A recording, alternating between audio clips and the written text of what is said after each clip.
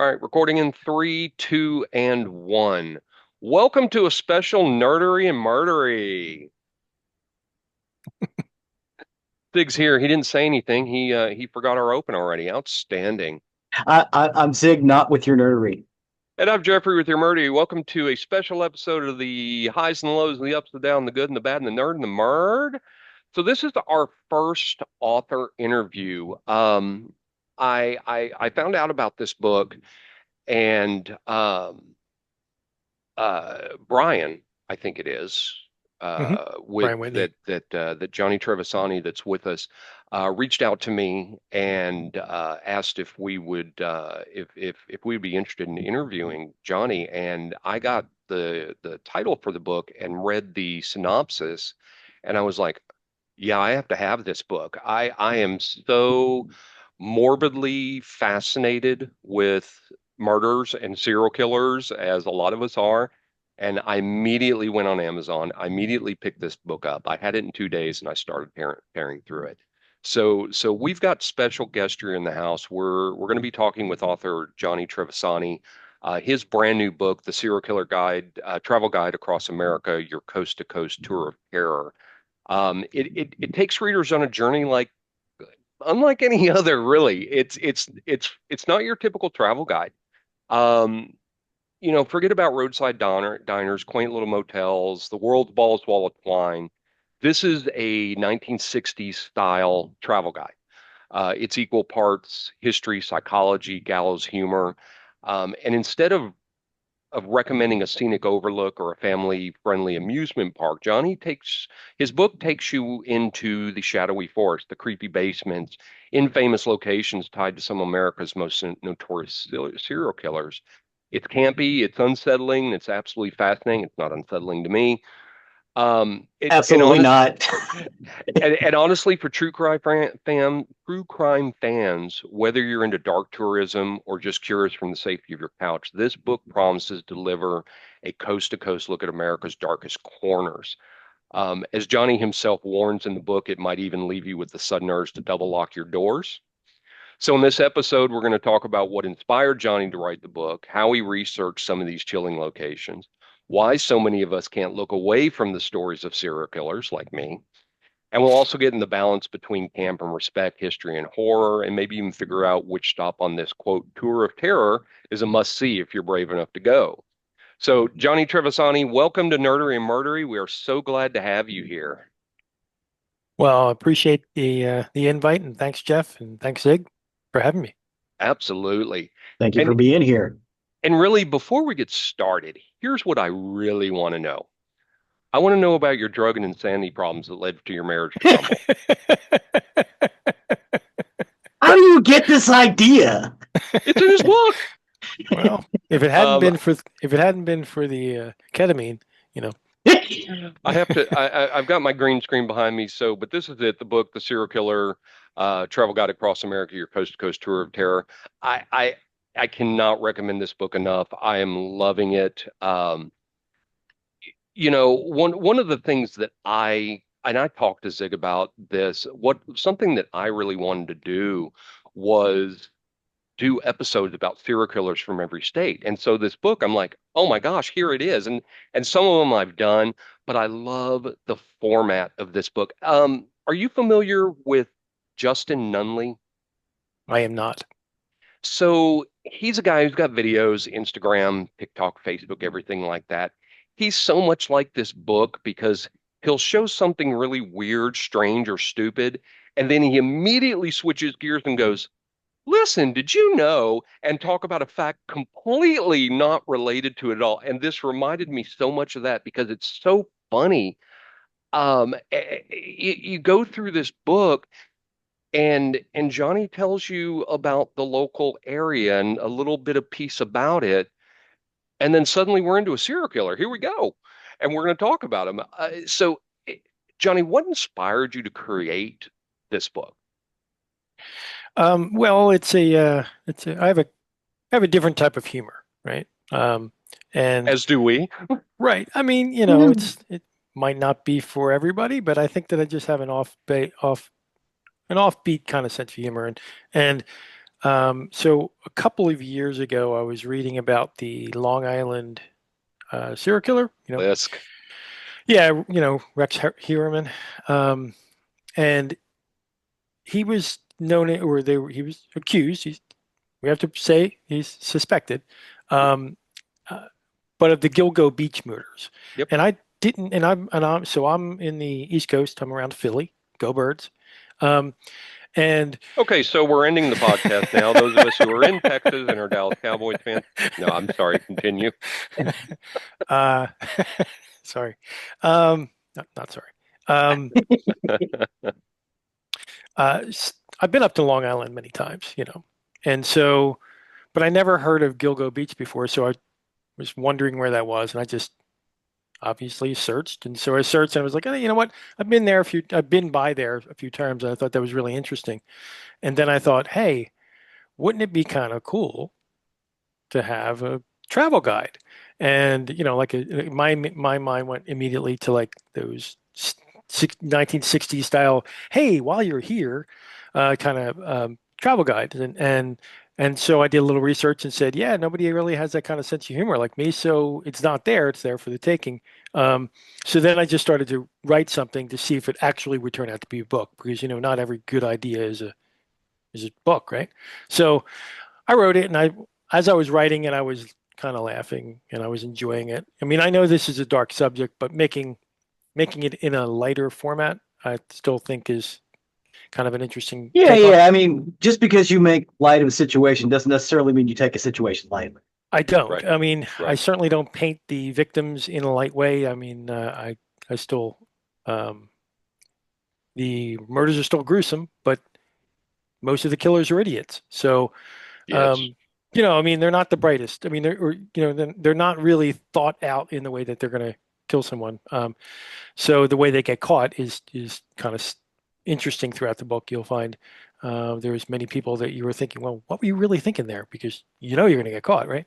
Um, so so I just started to write it, and then I threw it to Brian. I said, "Hey, Brian, I have a new idea for a book. What do you think?" And he was immediately, supportive of it and was all over it, and so just sort of jumped from there.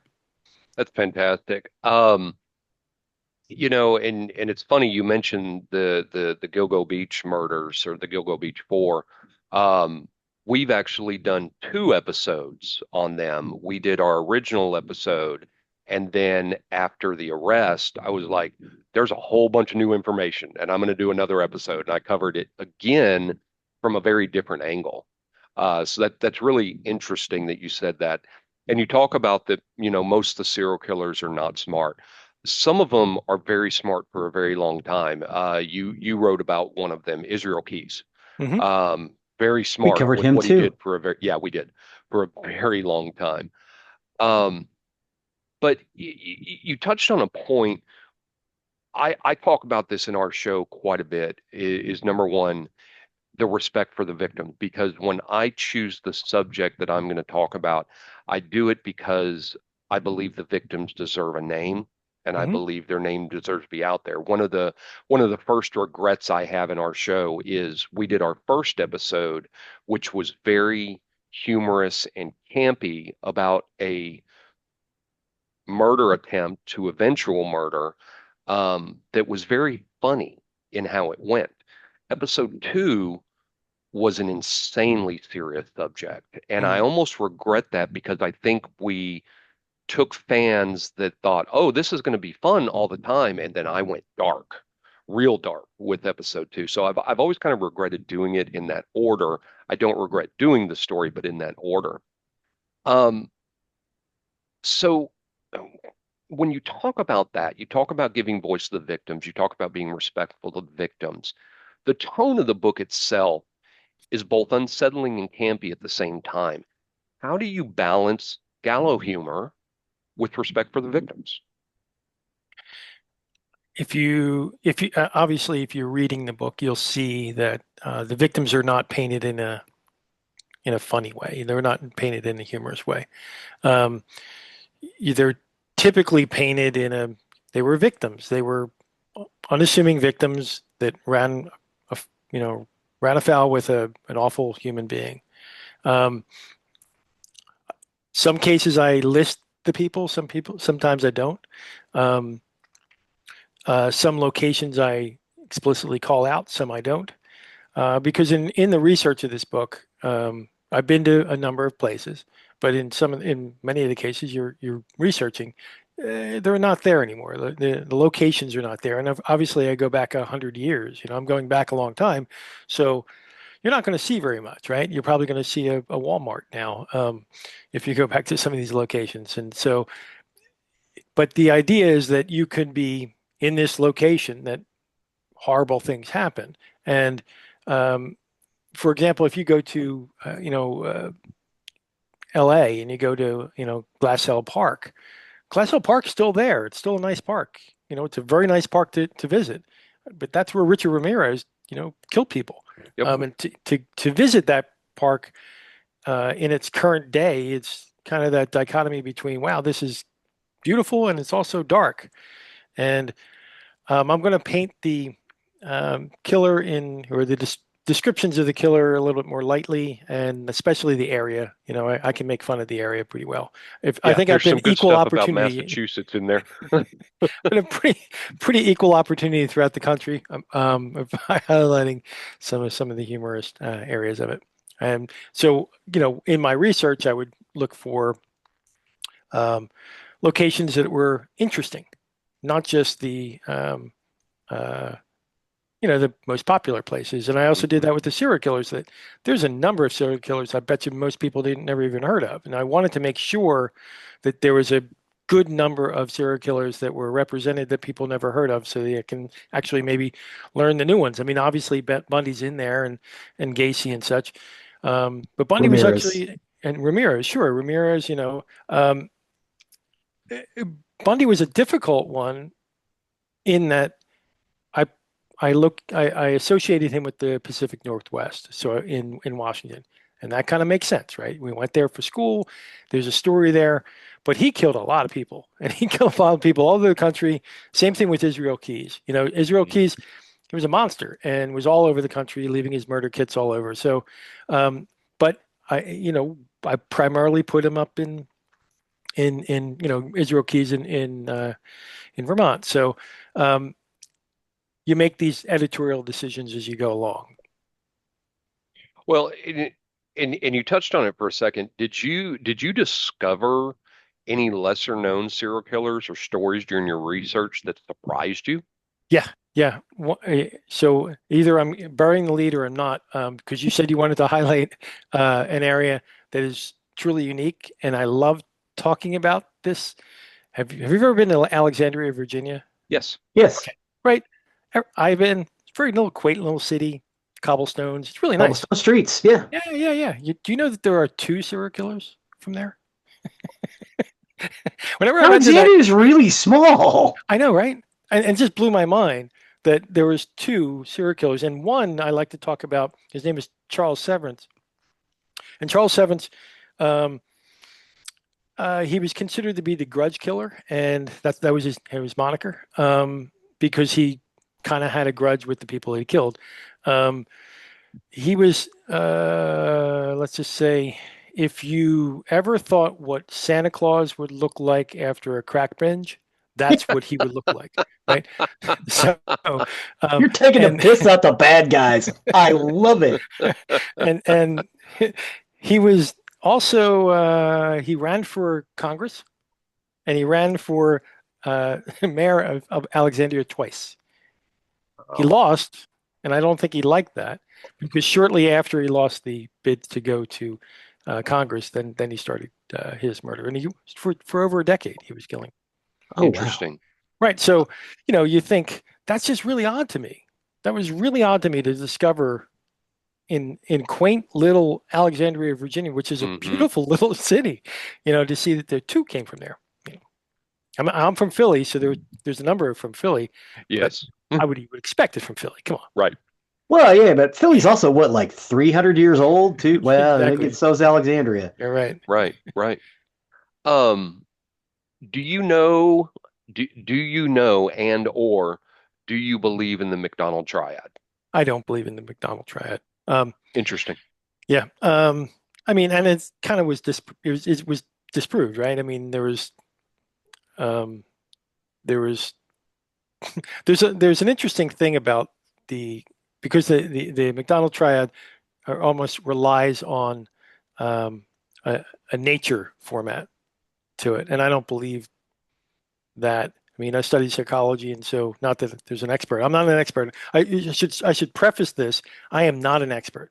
I'm just a curious goofball, and so and but when you study early childhood development, a lot of things can go wrong, and many serial killers have awful early childhood development, and they don't have attachment theory. They don't have a lot of things that most people grow up with.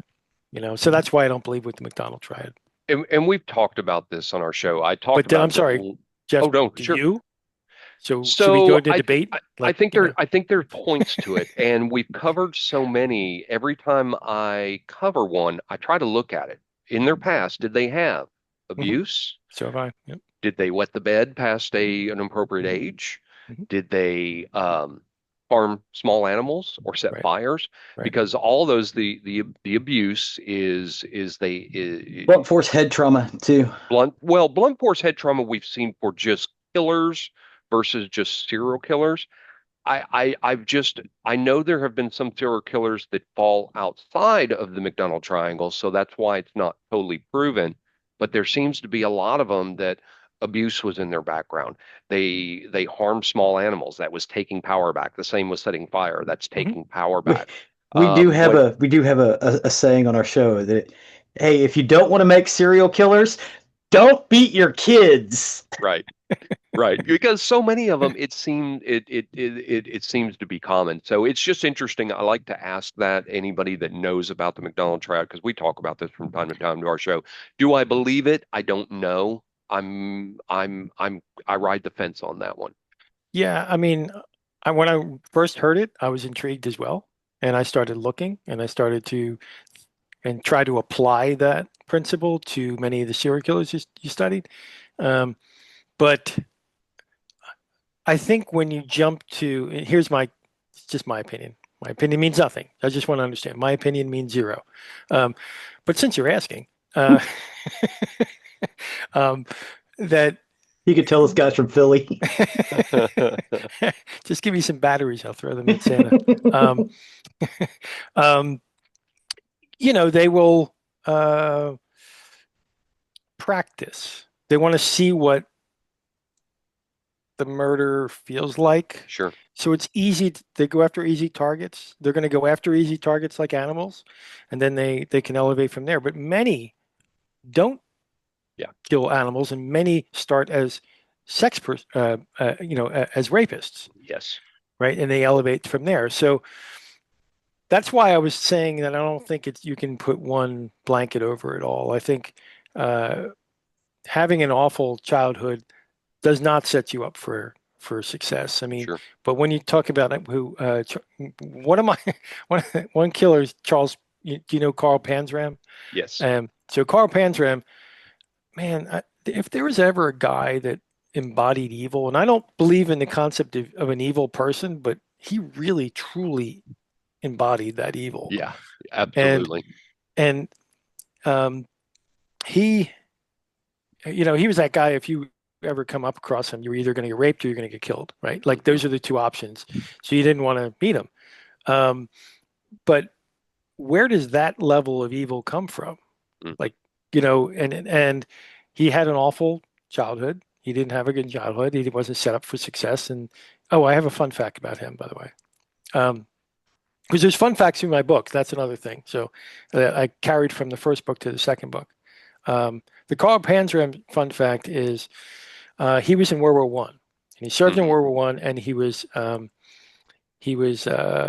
tried, court-martialed, and tried and found guilty and sentenced to Leavenworth. And the person that signed the court the papers for him to go to Leavenworth was the Secretary of War at that time. Now we're back into Secretary of War times now, right? But back then it was called Secretary of War, and and that was William Taft, who later Mm. became president, Yes. right?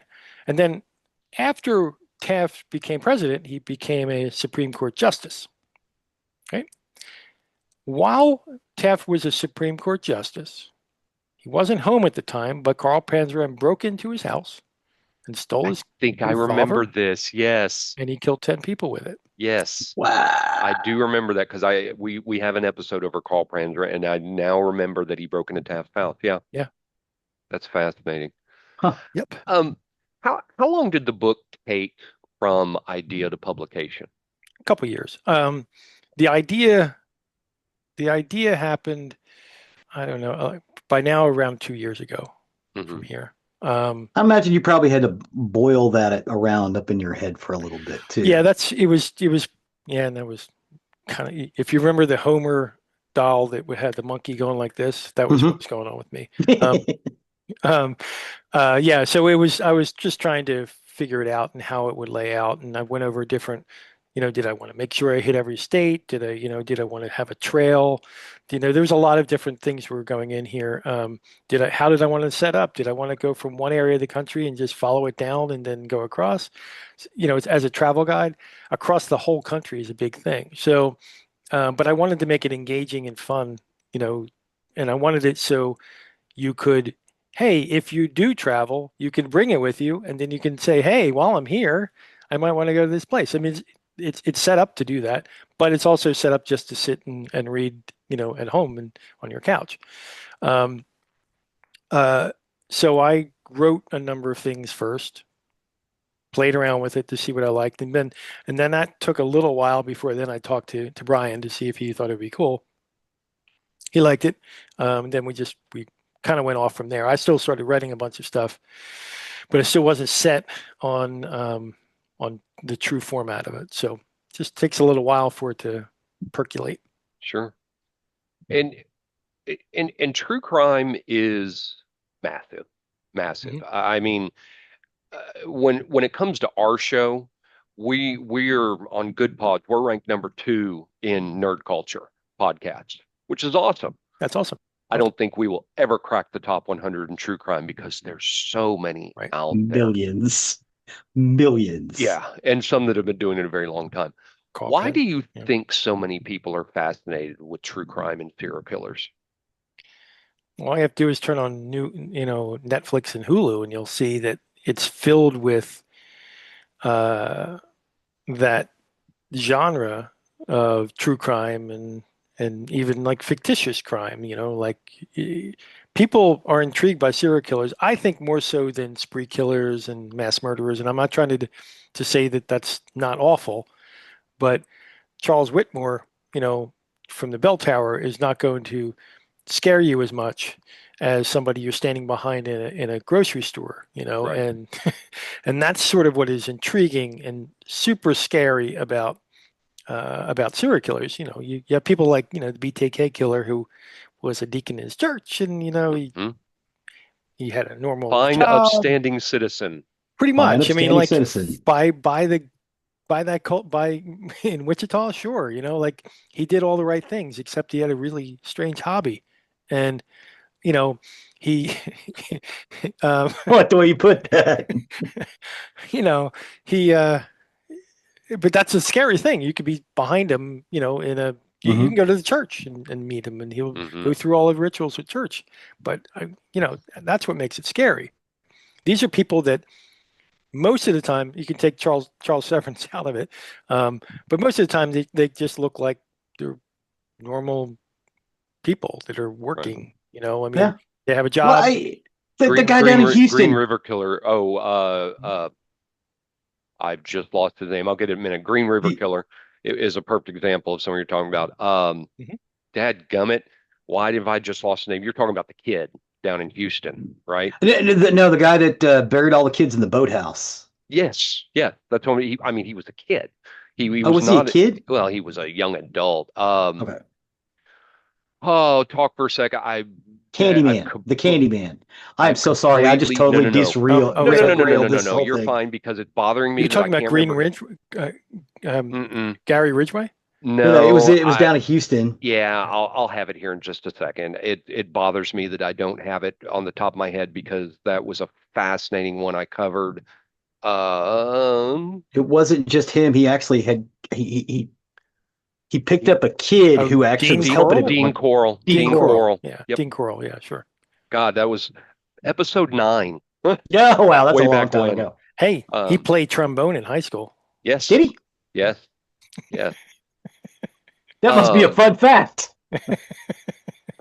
so, so for me, the reason the reason I got so fascinated with true crime and serial killers, and another one of my fascination is cults, um, Mm. is the psychologist in me that never became a psychologist because I'm not a licensed psychologist. I do not have training in psychology. I have classes. But the psychology behind serial killers, the psychology Hmm. behind cults, things like that fascinated me. Hmm. And it wanted me to learn more and cover more. How do you think psychology plays into the way that you presented these stories?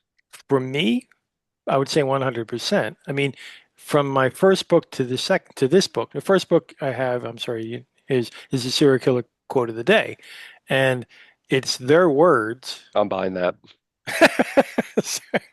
Sorry, sorry, So Zig. that just You need cracked a me up, moment? man. I'm You need a buying that, moment? and I'm going to start using that at work. Well, but I thought researching that book was more difficult than researching this book. And I'll tell you why. So I had to, going through trial, you know, um, uh, all public records. So you have trial records and such, and you're hearing their words, and it's truly unique because it really gets into the psyche of them. And so it gets into their way of thinking. Like what got me started on that book was the Jeffrey Dahmer quote, my refrigerator broke and the meat spoiled. And that's what he told people, the police that showed up and said, there's this really odd smell coming from your apartment, and they were investigating it. That's what he told them. So that made me immediately go down this huge rabbit hole of like, that's really interesting. So I started researching, and it was super scary. So, meaning like you're hearing their words and you're getting kind of in their mind in the way that they think, and it's not a happy place.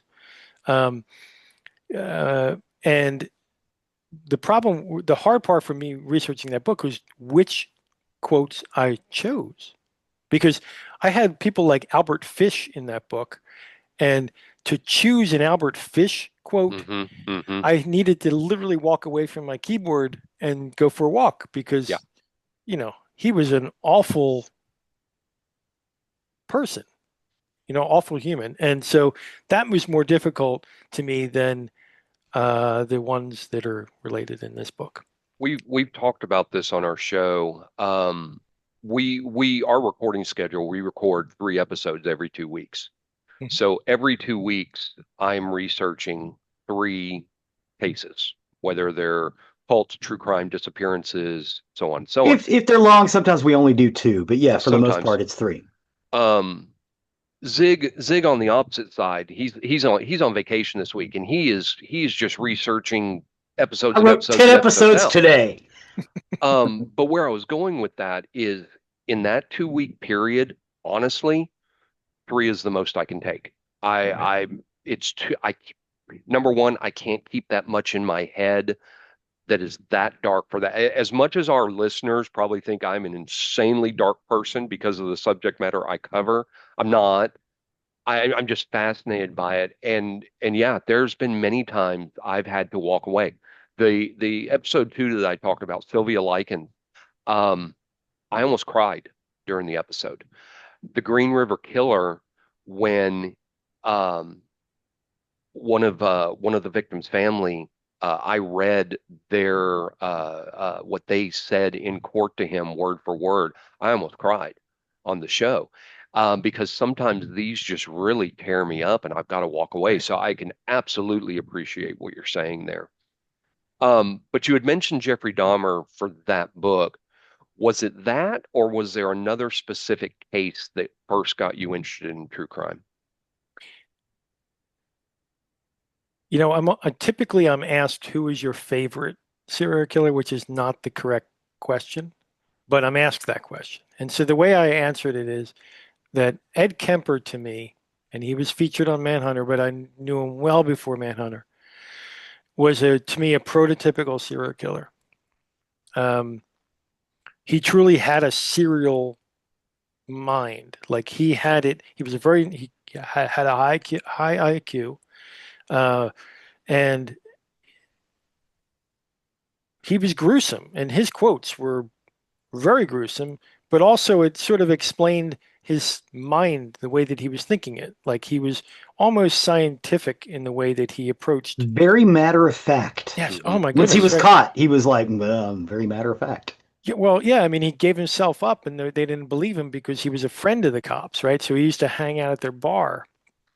Um, but quotes like, "Actually, blood is a pain in the ass." Like, he I wouldn't know that, but he would, right? So he would know that, yeah, it's a pain in the ass. And so his quotes, because he hated his mother. Then that's another Hmm. prototypical. Like Hmm. he despised his mother, wanted to kill his mother, and he wanted to do it in a certain way, so he practiced on others, and that was part of the practice. But he has I found empathy in him um, because his first kills. Um, and this is also part of the uniqueness getting me involved in this in researching serial killers was his story was really unique because he killed his grandparents first, right? Right. And he killed his grandmother and the quote is, "I just wanted to see what it'd be like to kill my grandmother." Like it was a really odd quote. Um, but then he said that he realized that his grandfather was coming home and he didn't want his grandfather to see his grandmother, so he just killed him before he saw her, which the empathy part. Like you know, his grandparents were actually relatively nice in Hmm. his upbringing. And I say relatively because his grandmother really wasn't great, but considering his childhood with his actual parents was kind of crazy.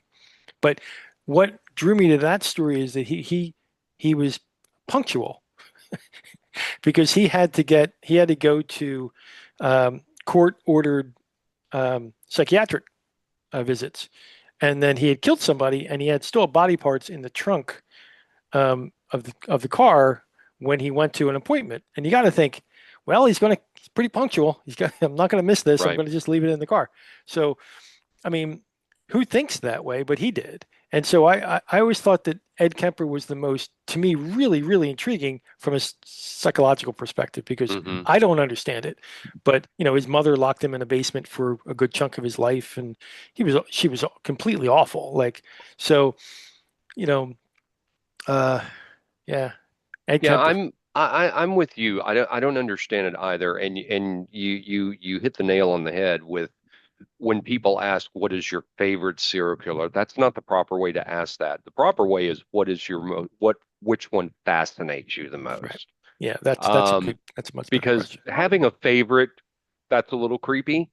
I don't have a favorite. My most fascinating one is Israel Keith Mm, because he had no MO. right. He would literally Completely pick out random. people at random, and sometimes he would go bury that kill kit in a town and come back years later Hmm. and literally just walk along and point at a house and go, "That's it. That's the That's one the I'm one. hitting." So he fascinated me with that. And so yeah, I Yes. completely agree with you on that. I mean, he went When for over a decade yeah, oh yeah, all over the country. and and he only got caught because he got stupid. Right. There You, you go. you know, he had always said he wasn't going to kill close to home. He did it, Yep. and from there everything went downhill. Um, when you were you speak about the serial killer quotes and then this one. When you decided to get these published, did you get any pushback from publishers about the theme or tone of the book? So not with the first book. I got Serial Killer Quote of the Day when that came out. I did receive some backlash from people who read it. Thought that I was glorifying things that shouldn't be glorified or not taking it seriously enough. But everybody's entitled to their opinion. I'm just taking a different tact on things. I don't I'm not dishonoring the victims.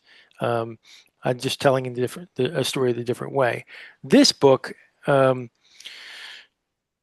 one of the publishers that was interested in this, who ultimately decided not to because they thought it was too controversial. We went down a long conversation for a couple months, back and forth, me changing some things here and there. They were worried about whether the currency of the kills of the murders, because they thought maybe the family members were still alive, and I'm respective of that. I'm not trying to, I'm not trying to highlight things that people don't want highlighted, but most people can, obviously, Jeff, you can research these things yourself. Everybody can, if you have that interest. But I was interested. I was kind of surprised by the publisher that was thought it was too controversial, because I really don't think what I'm writing about hasn't.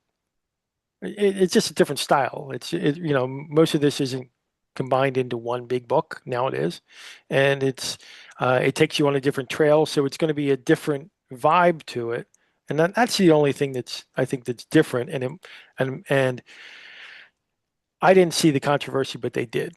But with Wild Blue, they were all in. I mean, as soon as it was brought to them, Sure. they loved it. They just like they like the concept. They like the idea. They did. They were all in. It was great. Nice.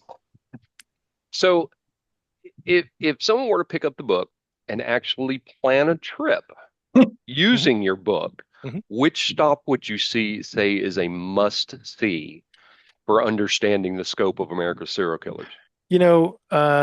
If you go the West Coast, if you go into the far west, you can take the from the Green River, and you can go down the coast, and you'll Pacific hit Coast Highway. Pacific Coast Highway. You'll just take that all the way down, and you'll hit so many places along the way. It was such a hotbed of. Now, I don't have that listed as an actual trail or a route, or a route in the book, but it is.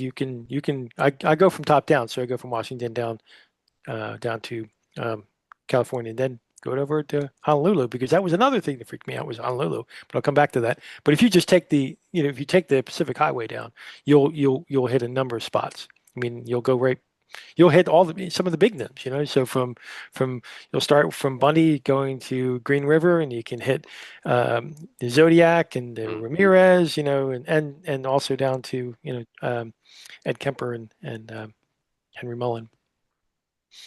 This is the pin for Honolulu, just so you wouldn't forget it. Okay, thanks. Yeah, so Honolulu was another crazy research discovery, because I didn't think that such a beautiful place would have a serial killer.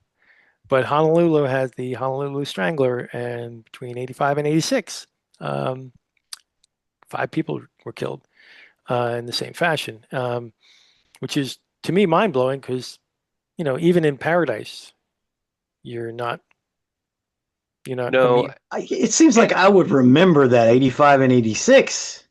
Yeah. I don't ever remember anything about that. well, Not published? and I can really understand what you mean about not believing in paradise there could be a serial killer. I mean, we're from Texas. How could there be one here? Philadelphia? Sure. Whatever. No, I'm sorry. Well, wait a I'm second. just I kidding mean, you. no, I get it, but We've had a ton here. yeah, I We've think got a so. lot. It's Yeah, well, it's the heat. Interstate It drives us 45. crazy. Can I just say Interstate 45? The Yeah. killing fields. So I come on, they covered call that it the one not Texas too killing very fields long ago. Yeah, that was a very recent Because they're episode that full I of did. swamps, man. right. I mean, yeah, I know, I get it. Were there any stories that you left out that you wish you had included? Samuel Little was one that I left out, and I talked about having the Samuel Little uh, like a map embedded in it, like a graphic, and pinpoint his travails across the country, because he went across, all over. He touched so many states, and that was one thing that I thought that would be an interesting thing, but it was just tough to get into the book. Which location gave you the biggest chills while you were researching? The Texas killing fields, because it's so long Hmm. You know, it's such a long ride. And if you were to ride down that road, just think of the 30 plus people that were killed there. I mean, I go down there all the time to go see my dad.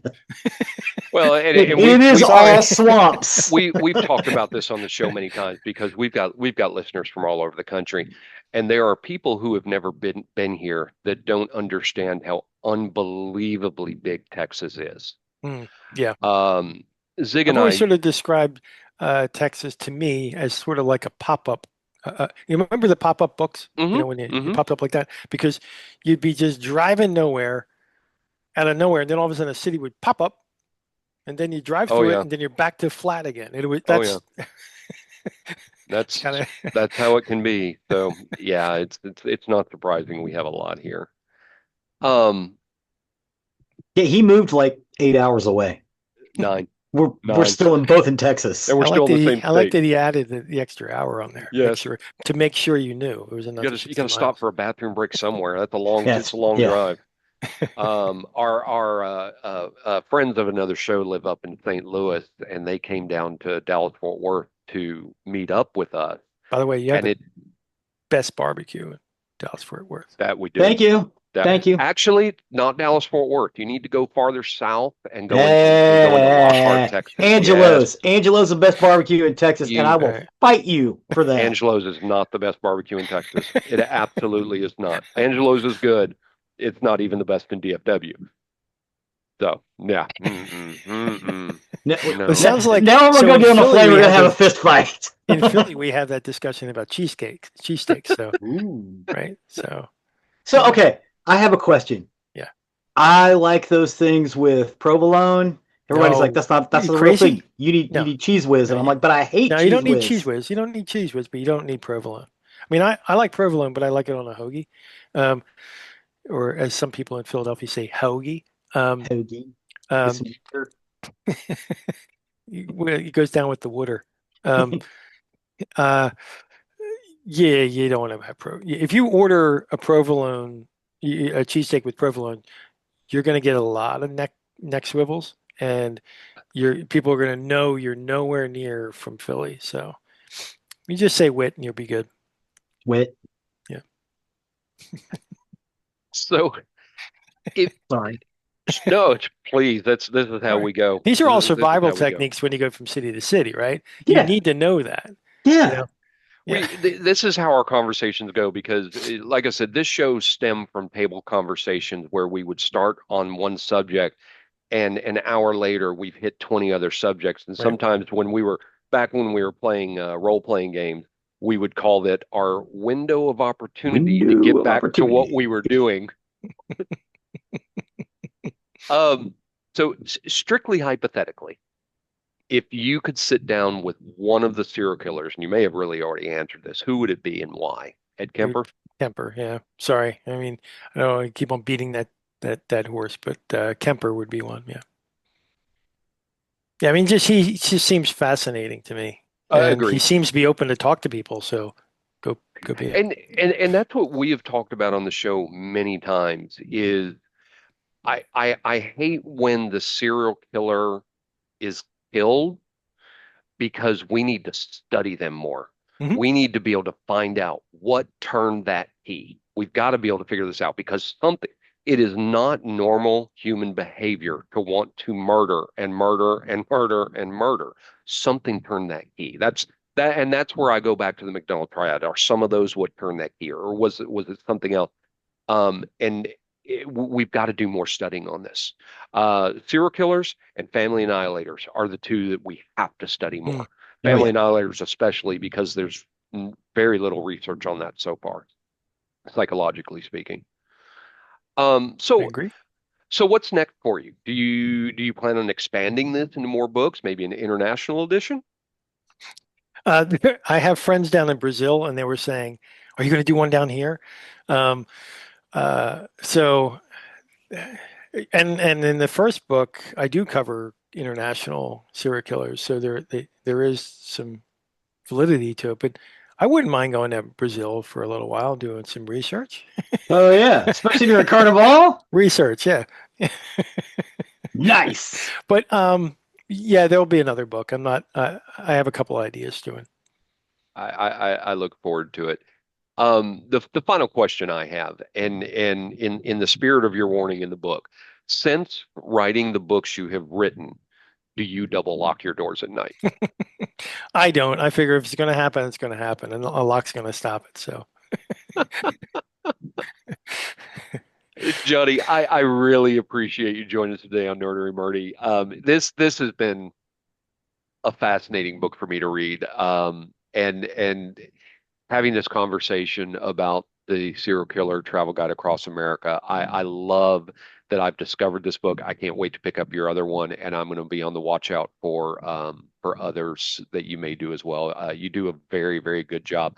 I have found myself laughing with the book, and at the same time as I turn the page, I'm like, "Hey, I covered him. Hey, I covered him. Hey, ooh, I haven't covered him. I need to look him up." Uh, He's farming you for research, man. I mean the last episode we just recorded this weekend was episode 225. So I've covered Mhm. a lot of them hmm. in the last 4 years. But I love seeing different takes on 226. it. Did we do 226? No, I don't you're right. know. It's 225. You're right. Sorry. I generally am. Um, but this has been fascinating. I've absolutely loved the book. Uh, like I told you, as soon as I found out about this book, I went immediately to my wife and I said, "Honey, I'm about to buy something and I need it." You know, it's the whole I have to have it, like I said, I love it. I'm so happy to have this book. Was she I'm not enjoying it. interested in it? Because She's not as interested in a true crime as I am. okay, you know, She'll watch detective shows and okay, espionage and things like this, whereas I'll watch a true crime documentary. right. The Texas Killing Fields. I watched that documentary, which I thought was great. I love watching them. I love when new ones come out, and I love humor at the same time. I'm a huge fan of Murders Only in the Building. Mm, Because it's some campy humor, and I have a very twisted sense of humor. perfect. Well, So Johnny, I want to thank you for coming on and talk to a couple of absolutely, knuckleheads. Well, Well, I mean, absolutely. one Jeff and researcher Kit. and a knucklehead. Well, I say it on the show frequently. He's an idiot. So he and I have known each other. I'm not going to tell the story here. But he and I have known each other technically since high school, realistically since our 20s, and we've been through a lot together. Um, our producer Will is who really prompted us to do this show, sitting around listening to us talk, just being idiots. He So was laughing so hard he couldn't make noise. Like he started to hyperventilate a little bit. He's like, "You guys need to be on the radio." but yeah, Well, I Johnny, thoroughly enjoyed it. I thoroughly Well, thank enjoyed you. it. So yeah, and I a lot of fun. appreciate you coming on. I really Thank you. do. You are our debut author to have interviewed on Yeah, the show. we've never What an interviewed honor. anybody. Well, technically, we have. We had three geek, 2 geeks and a microphone and 3 geeky dads. We've had them on the show, but it wasn't really an Yeah, interview. We were just round tabling it. For our listeners, if you've ever been curious outside of the show about the darker side of America's history, I love history. Or if you're a true crime fan looking for something that blends humor with deep research, this is a book you do not want to miss. Absolutely. It's designed like a retro travel guide as we talk, but instead of pointing you to the scenic overlooks, the diners, you're going to go on a coast to coast tour the places and learn about some of the most infamous killers in America's history. Johnny, I know where I got it. Where can our listeners grab the Serial Killer Guide Across America, your coast to coast tour of terror? You can get it via Amazon or Barnes and Noble and all of the online stores, BookBub and some independent stores as well. Absolutely fantastic. I appreciate that. Mhm. I appreciate your insights in this, the process that went into the book, and honestly, let's face it, Lee, you're going to give people a good reason to make sure their doors are locked at night. Um, to for all of our listeners, I thank you for dropping in, joining us here on a very special Nerdery Murdery or just Murder if you want. If you did like this episode, please do not hesitate to purchase this book. You will absolutely love it. As far as us, please don't forget to subscribe, leave a review, share this episode with your friends. We've got many more stories to come in the world of Nerdery and Murdy coming your way. We're not stopping anytime soon because the sad, unfortunate truth is true crime ain't stopping. I've got plenty more to. I have not run out of material. I am shocked after 225 episodes. I have not run out of material yet. And on the Uh, other side, I have plenty of bullshit. yeah, So that's very true. Oh, there's that E. Now I got to put that explicit you mark got on to it. put the So, E on there. um, which is always us. But again, Johnny, thank you very, very much. Listeners, stay nerdy, stay safe. Maybe think twice about planning the next road trip. And to our good friend Chuck, sleep if you can. Good night, Chuck. Good night, Chuck. With that, I have been Zig with your not nerdery. and I've been Jeffrey with your murdery. Cue the music.